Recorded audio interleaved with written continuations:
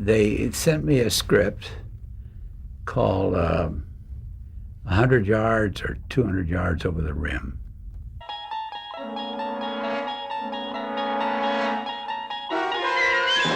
You're traveling through another dimension.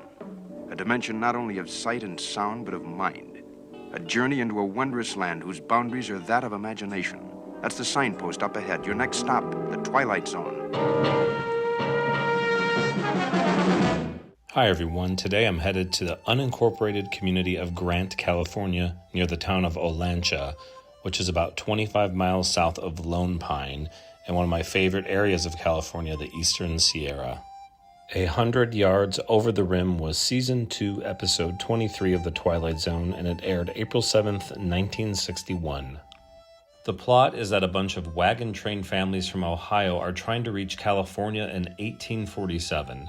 The lead character, Chris Horn, has a son who is ill, so he tries to cross over the rim to find help. Chris suddenly finds himself in 1961 New Mexico and stumbles upon a cafe gas station, only to meet some people and be offered penicillin.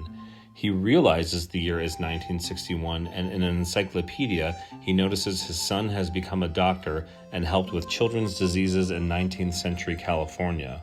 Chris then takes the penicillin, flees the gas station, goes back over the rim, and gives the penicillin to his son so his destiny can be fulfilled.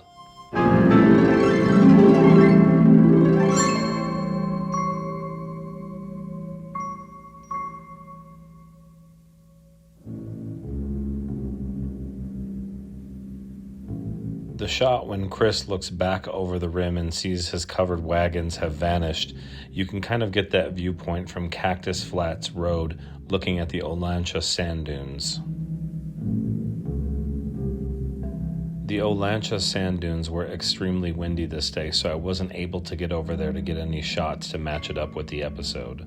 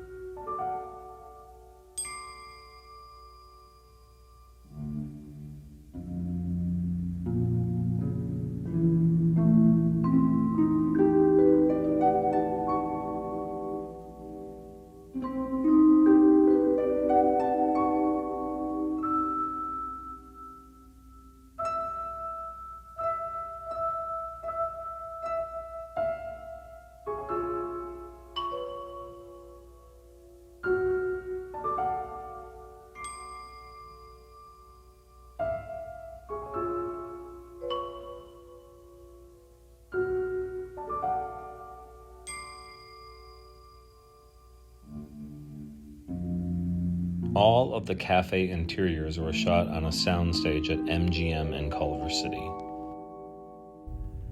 And I had done my homework, and I thought visually it would be very dramatic in that one scene where we see him walk over that rim, have him in that black outfit with that big hat.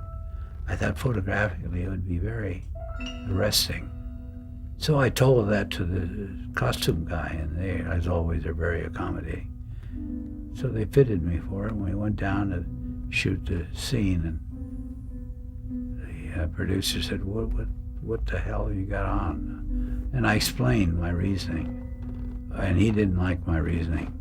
We finally ended up calling Rod, and he, not just because of Antioch, because I'd got a college area, but he recognized that maybe that was a value that was worthwhile.